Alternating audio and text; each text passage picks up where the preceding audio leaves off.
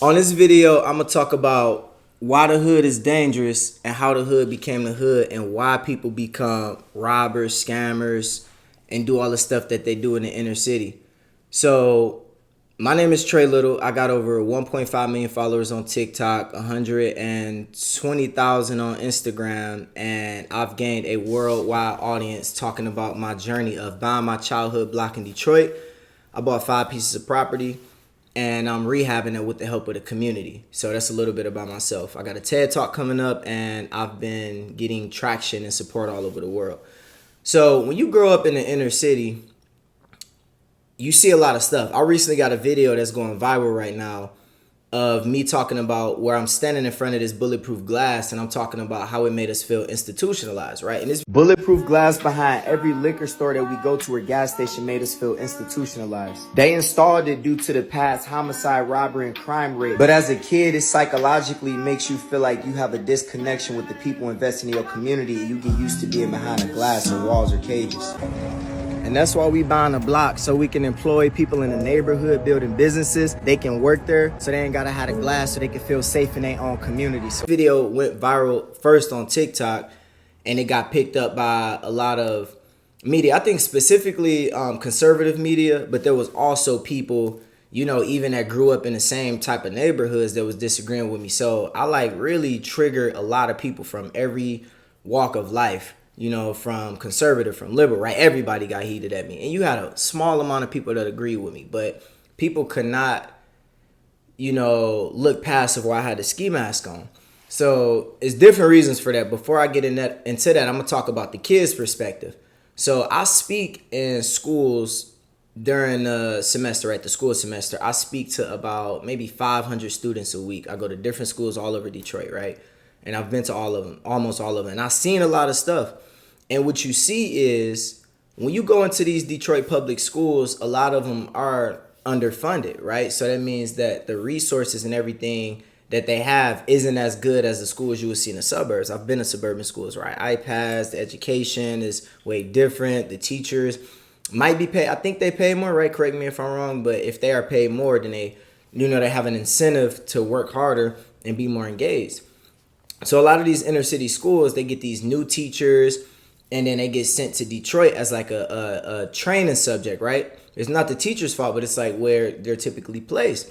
And then it's almost easier for the teacher to go there and work with the students. So it's not that much experience at first, but a lot of the students that they dealing with need a lot more experience. They need a lot more professional help than just the teachers. And every teacher that I've talked to can agree, like, yo, this is hard. So when you go into a school, you got two types of kids. Or you got, you got two. I'd say you got the kids who've been hardened and conditioned, and you got those kids that's like, listen, man, forget it. I'm cut. I'm about that life. Ain't nobody about to play with me. I grew up hard, and I'm talking all the way from elementary. This is how I started to be in elementary. You like, okay, you got a kid that lost his dad to whether it was prison or he got his life taken away from him. So that kid is hard and tough, right? And then you got the kid that was more of like me, where it's like you got the innocent kid that's like, I'm a little green to all this. I'm a little new to this whole life, but I just want to go to school, make friends, and get my education. That kind of kid typically do not survive in the inner city. And you might say, oh, why not? Why don't his parents move him out? In my case, having a young mom, it was like, where else would she go? It was like, we stuck in this neighborhood. Where else can we go? We in poverty. We can't move to the suburbs, right? So it's like, and we don't got a lot of help because her grandparents were struggling, right? So it's like, you got to learn how to adapt and survive. So then a kid like me, it was like I would wake up, go to school, and then you would start getting picked on so many times that it was like, I gotta change, I gotta adapt. Think about Eminem. He traveled a lot, he got bullied, he got beat on and all that, right? So it was times where I was a kid where I go to the bathroom and I'm new to a school. And they had hit the lights, turn the lights off, and the guys who was from that neighborhood would go into the bathroom and start jumping and punching on every kid that they could see that wasn't with them. So what I had to do is I got smart. I'd go dip off and hide in the stall real quick, or it'd be a certain time where I try to avoid it as much as I can. But when it got to a point where I can't avoid it and people start following me home, then I had to become an animal. I had to become a beast to survive, right? So then there's two kinds. There's the kid who became that and they accepted. There's three. There's a kid who became that, and they said, I'm about that life. I'm cut, whatever. I'm down. I'm down to do whatever just for my respect, and I'm down to ride. Then you got that one kid that's like, I don't want nothing to do with that. I'm gonna stay away from that. And those kids typically get jumped, they get beat on, and it's bad for them. Like they life and safety is at risk. And I say that with 100%. Like, yo, this is really how it is. Like, I done seen kids getting their head stumped in the curb just because they ain't, they was just scared and they didn't know how to defend themselves. They didn't know how to run with packs or how to survive. I seen kids getting their head stumped in the curb when I was in was ninth grade, I think, in Detroit. And then you got the kid in the middle. I'm more of the kid that was in the middle. I want to be artistic. I want to write. I want to rap. I want to draw. But you got real goons and savages, like they picking anybody out, right? So then with me, once I went through enough, like, okay, they trying to jump me, they following me home. I can do this artistic stuff, but when it's time to pop off, I'm about to pop off, right? But then guys like me would still have friction with the guys that's straight up cut, that's straight up savage. So for me, I had to lean more towards like, okay, I got to be a savage because this is how I'm going to survive. So when you talk about our schools already kind of institutionalizing you, where we had, I think, police in middle school, and it made us feel like we in prison. So then when we sit down in the cafeteria, I went to school in the burbs, so you sit down, you got the baseball players and basketball players and the football players. Everybody tend to, at least when I was growing up at school, everybody tend to stick with the people they know, right, on the teams and all that. And you got the cheerleaders. Then you got the anime kids, right? I ain't fit into none of that, right? When I went to the suburbs. But when I was in the hood, I went to one school. You had the white group, you had the Hispanic, and then you had the black, all in the cafeteria. And that was more of like when I was in Southwest Detroit. And then it was set up like prison. And then when I was in Detroit, you had the different guys from different hoods that was all in these neighborhoods clicking together. And I remember one situation where I moved from middle school, and we ain't really like each other in middle school, and we was like all black for the most part. We went to this mixed school, and that first day of ninth grade, it was the first week, was like hell for us, right? It was guys that we ain't even like, that we seen each other in ninth grade that first week or that first day. And I remember one of the smallest kids in our group, the black kids, walked past, and he came back crying, and I'm like, what happened? And we all ain't like each other anyway, so we picking at each other. We all just got done fighting in middle school. So we like, oh, you came over to this school? It was the closest school to the school that we went to in middle school. He came back crying, said if one of us walked past, one of us, black guys walked by this table again, we getting stabbed. And that's when we knew it was real. So I'm talking middle school, high school, we start picking up guns, we start picking up knives, like it got real. So all I'm saying is that when I got into this, I didn't know nothing different. You get what I'm saying? And I'm not saying it's no excuse or nothing, but I'm giving you the context on how to start. So I can go all the way back to how that started and all that, but I'm going to talk about me and like what I know first. So you talking about going into these schools, and then it's already separated by gangs. It's separated by who the toughest, and you getting picked off if you weak. If you that good kid with good parents and all that, and you can't fight, you can't shoot, you can't stab, you getting picked off quick, and you might just get jumped or whatever, or it could get worse. You feel me? So like for me, I was raised by a lot of people that knew like, yo, Trey, we gotta get you together because you too soft, right? And my people taught me that for a reason. Like my cousins and all that, right? They taught me really like, you not gonna survive if you walking around on this soft stuff. You can still do that, but learn when to turn it on and turn it off. So then we going to school is like that. We go home, it's stressful. You know what I mean? We eating chicken and ramen noodles for dinner, and then you seeing like, and this is my story is like real common with most of the people who grew up in the hood, right? So you seeing your mama crying from stress, and then they trying to hide it from you because it's like they don't want you to see it. And then you go to the stores, the gas station, liquor stores, and it's like everything is blocked off. You can't even shake the guy's hand who's selling you something. You know they making money, and then like, okay, I'm poor, I ain't got nothing. So when people said in the video, oh, they're going to rob if you take the glass down, of course, right? And I get it. It's not condoning or excusing it, but it's like, if you go home, you see your mama crying, she poor, family poor, you ain't got no daddy, whatever, right? That's my story. That's a lot of people's story in the hood. Not everybody's, but a lot of people. And then you go to school, and then you see like, okay, all these different gangs in these schools, and I got to become somebody that that's ruthless or join one of these gangs in order to survive. If not, then I'm gonna get hurt. And then you go to the store and then you see people that look different than you and they making money off of your community and you pan them, and then they behind this glass. So the moment that you don't see them behind that glass, it's like, shoot, he don't get my problems here making money. And people smart enough to know that. That's how the mind thinks, right? So in 2023, it's a lot different. There's a lot of opportunities. There's a lot of business loans. There's a lot of education. There's a lot of programs, right? And somebody like me, when I moved out of Detroit, I was fortunate enough to get moved out. You know, my mama was able to move us out on Section 8. It opened up in the suburbs. Because before you had things like redlining, that's a real thing in real estate. Look it up. Redlining is where they marked off certain areas on a map and on the grids to where minorities and black people could not move into these different neighborhoods. It's called redlining, right? I learned this in real estate class. They also got block busting, where when a certain ethnicity start to move into a neighborhood, they tend to, you know, say, hey, these minorities are moving to this neighborhood, like you should move out before it's too late. That's called block busting.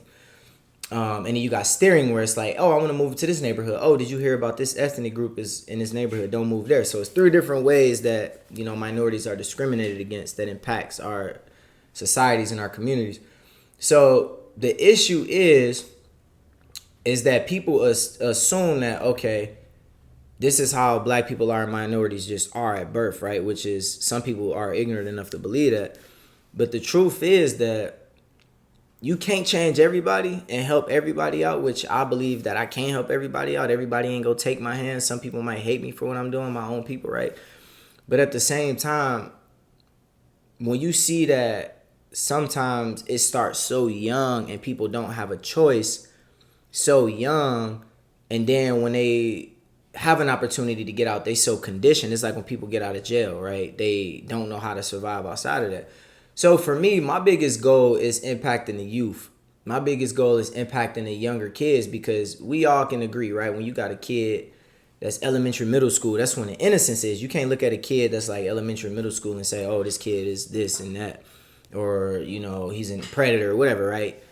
You can look at a kid and say, okay, if they don't have a lot of choices, they're going to get into this. And you can't say to a guy who's been conditioned for war and survival his whole life, it took me year after year after year after year to slowly become who I am today, right? And it took so many people to step into my life. It's still a lot of PTSDs and stuff I struggle with, where people got to come in and say, Trey, chill. Trey, calm down. It's okay. It ain't worth it. Don't throw everything away over this, right?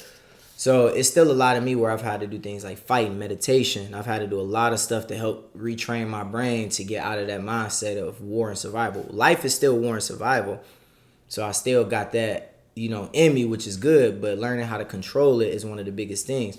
So somebody like me trying to provide a solution, going into the schools and, like I said, buying a block, rebuilding a block, but also helping the youth, helping them learn how to fill out resumes and how to edit videos and how to build houses and how to work on properties and how to have social skills, emotional intelligence, communicate. All that stuff is good to bring to the youth first, because as they get older, and even now, I've seen the hood change a lot just with social media and TikTok coming out. A lot of the young kids in the hood want to be TikTokers and influencers now. When we was growing up, we wanted to be scammers and drug dealers and robbers, right? Because that's all we seen. Them the only people we seen getting respect in our neighborhoods, specifically in a place like Detroit, right?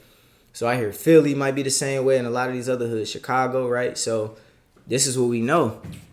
You know what I mean? So it's like, and I'm being real. People look at it like, oh, you know, these people are lost cause. But I'm that same kid. I'm that same kid that you would look at and be like, how could this person do that? I mean, in my life, I did a lot of stuff that I look back and I'm like, dang, it's crazy. I'm still here. You feel me? So it's like, it took people coming in and getting me early, because if I was 20, 25, 21, it's over. Like, it's not over, but for the most part, I'm not hearing that. And the only people who that age that can be reached is by people like me, where they look at you and they like, okay, bet, we gonna listen to what he's saying. You get what I'm saying? But I done met people in my hood that I'm going back to buy, and they like, man, just talk to my kids, man. I'm here if you need me, but just, you know, man, go ahead. I see you mentoring kids, bro. Just look out for my son. Tell him something positive, because in their head, they know they in his life, and it might not be no going back. So they say, hey, Trey, man, thanks for what you do to my. So many parents would be like, man, you know, thank you for what you're doing with my kids. A lot of these parents do care. You get what I'm saying? A lot of the men, a lot of the black men do care. and they know like, dang, I'm out here getting money, and I'm trying to keep my son in school. I done seen straight thugs like on their kids' head, like, dog, if you get in trouble again in school, this game system gone, all is gone. You ain't getting them Yeezys, they gone, and they be on their head. And then the kid be, oh, dad, why you trying to be on me if you didn't live this life? You know what I mean? You know how it is. If you live in this life, why you trying to be on me? And then that's when I come in like, hey, listen, dog, you can't, you know what I mean? You can't have that perspective. Your daddy in here taking you to school, picking you up. You got to focus, pay attention, my man. It's like, you mad at him, you mad at the world. He trying to start over. You get what I'm saying? He doing what he can to give you an opportunity. And it was the same with me and my stepdad. But RIP, before he died, it was like, I ain't get it at first. Me and him went at it all day. Why you in the streets and you telling me to do this and do that? And then right before he got killed, I was like, I had a conversation with him like, dang, I see why you did everything you did, because I didn't have to. So whenever he like come home, he'd be like, why you buying guns? Why you buying drugs and all that? You ain't got to do this. I'm like, oh, you telling me this? You a hypocrite. And then he like, dog, I'm going to do this and bringing y'all money back so you don't have to do this. But in my head, I'm looking at it. Once I hit a certain age, he like, hey, I get you how to do. You felt like you had to do that when you was younger, but right now, I don't want you to get deep in this. He was the one picking me up from jail and all that, right? And then I realized, like, looking back, like, we had this conversation before he got killed. I think it was like 4 years ago. And he was like, I'm doing all of this so you don't have to, and you at least have a choice. You doing this, you at least have a choice right now, Trey. And this was coming from a drug dealer, right? Telling me this.